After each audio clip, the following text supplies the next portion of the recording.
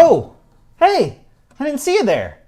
Well, now that you're here, I might as well take a moment to welcome you to my YouTube channel. My name is Daniel Wargo. Congratulations on finding this video. Today, I'm going to talk about how to work with an accompanist as a singer, because it's tricky business and sometimes things can get real crazy. So, let's go.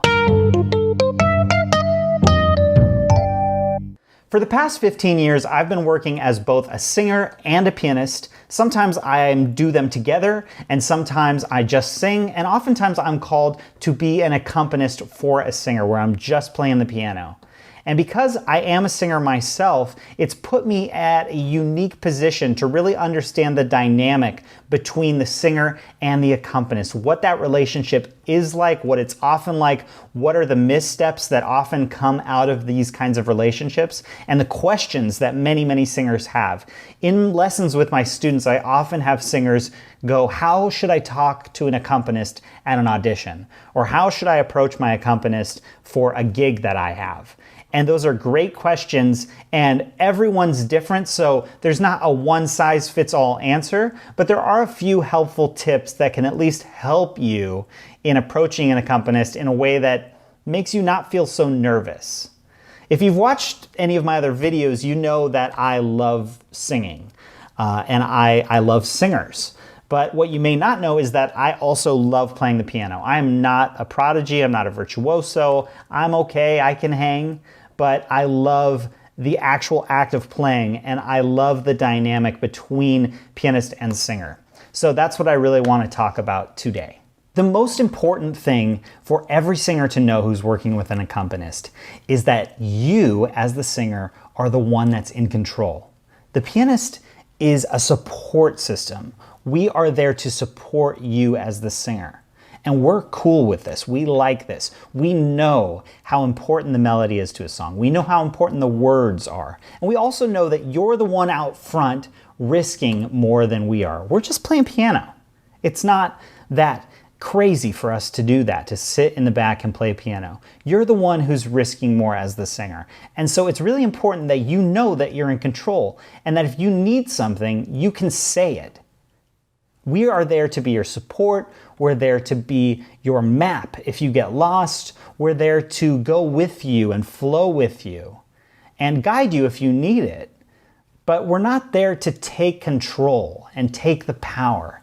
You have that, and we're fine taking the back seat. Personally, I love just sitting at the keyboard and playing with a singer, especially a great singer who's really confident in knowing that they're in control, because then I really don't have to do anything except play the piano. So that's the most important thing. Right off the bat, if you know that you're in control, not in a mean way, not in a power-hungry way, just in a way that shows confidence and knowing that this person who's playing the piano is there to support you. We're the bra. Never mind. So here are some other helpful tips that can really help you in working with an accompanist. When you go to an accompanist with a song, don't assume that he or she knows the song. Don't assume that. I want you to kind of give me the song and tell me the way it goes, the way it feels, what it looks like. I need you to kind of paint that picture for me. The second thing is I really need you to give me a clear tempo, because I don't know how fast or slow you want to sing something. I don't necessarily know the exact tempo of the recording if you want to sing it exactly like that. Maybe you want to sing it slower than the recording. I don't know how you want to sing it. And so I need you to give me the tempo of the song. And the best way to do that for me as a pianist is for you to kind of sing a little bit of it. Don't snap your fingers at me, it's this fast. That's not that helpful. What I want to do is I want to hear you sing a little bit a cappella. It doesn't need to sound good. Just kind of give me a little bit of the melody. Tell me how it goes and how fast you like it. And I will kind of pick up along that. I can feel the music a little bit better if I know exactly how you want it done. And to that point, if for whatever reason we get mixed up on tempo and I'm playing things a little bit faster, a little bit slower than you want, then just let me know. It's not a big deal. My ego is not involved in the tempo of your song.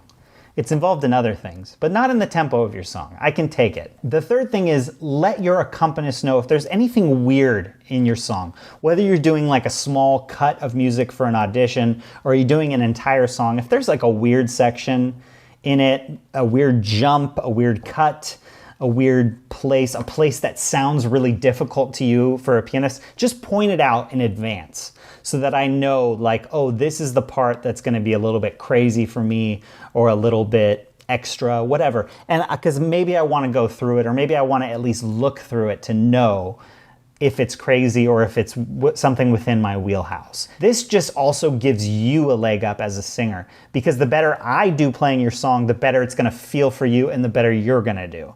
So we all, like I said, we're all working on the same team, and so we want to give the best performance possible at all times. That's at least my goal as an accompanist, is to give you everything that you need. And so in order to do that, I need you to tell me what you need. Cool. Another thing to kind of note is if there's a section you want rubato or kind of freely, if you want me to follow you in a certain section. In other words, if you want to take the tempo out of the song for a minute and for me to just follow you and go with you, great. I love doing that. It's one of my favorite things to do, but I need to know it. And your accompanist needs to know it, and probably should be written in your music in some way, shape, or form so that I just remember, because sometimes I'm very forgetful, but if I see a little note as we're going through the song, I might really remember, hey, we talked about that thing, and now I'm gonna follow you, and I'm just gonna go with you. The other thing is in regards to key changes. That's kind of a dreaded subject to a lot of accompanists. Some people are like really masterminds and they can change any key and sight read anything at any time, whether they're asleep or awake. But you are probably not that lucky in finding an accompanist like that. Maybe you are, but don't assume it. And so if you need the key changed or you want the key changed, I would approach that subject very, very gently. Ask very nicely.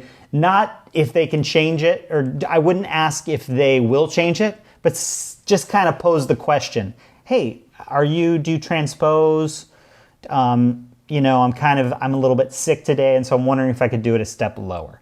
Whatever that case may be okay with the answer, but just tread lightly. I would not advise asking for a key change unless you know you're the accompanist or you know they have ample time to rehearse, but it is something that you can ask for as a singer, but you also have to be okay with accepting a no for an answer, because a lot of people don't want to do it, don't know how to do it. It's a lot of extra work for them. And so you just kind of have to approach that subject lightly. It doesn't happen too often, but you never know. The final thing is just remember you're in control, right? You are in control. We had that whole talk earlier in this video about that. But the one thing that really allows you to do is stop the song if you need. So if it's just not feeling right, it's not going okay, just stop and say, hey, can we take that again? Something's going on here. I want to make sure that we're on the same page. And maybe you need to go back and talk to your accompanist again and say, oh, this section I need a little bit more like this. And it's obviously going to be different in every occasion for every song, but that's okay to do. Most of the time your accompanist is going to be like, yeah, sure, let's do it. Never try and make your accompanist feel stupid, because they're trying to help you, right? And so you don't want someone who's trying to help you feeling dumb. That's not going to help anybody, and it's not going to help you as vocalist. But it's okay to stop, and it's okay to say, hey, a little bit faster, or this spot I forgot to mention I need played like this. No big deal. No big deal. Like I said, the ego is not wrapped up in this. And if you get an accompanist who is kind of a jerk to you about that, well, that's really their problem. It's not yours. It's not your fault that they're a jerk. Their job is really to support you and to be there for you. And so the more that you give them that opportunity and be cordial as a person, just getting along with another person, and work together for this endeavor, whether it's an audition or something a little bit more prepared, the better everyone's gonna be, and then everyone's gonna feel better. And then you can more easily connect with the accompanist, and the more you're doing that, the better the song's gonna go.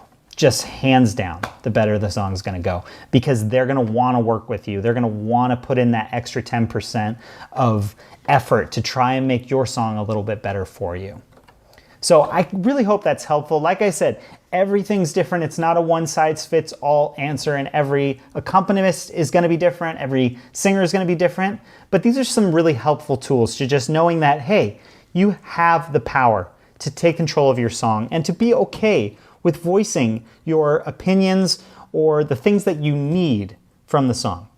So I really want to encourage all singers to do that at all times because it just makes everybody's life easier. So I hope that's helpful. If you like this video, please give it a thumbs up and subscribe to the channel if you like this content, want more content like it. Let me know in the comments if you have any questions. I have new content coming out every single Tuesday and Saturday. So I'm gonna get back to my playing because you guys so rudely interrupted me. And yeah, I'll see you on the next video. Go eat a cookie.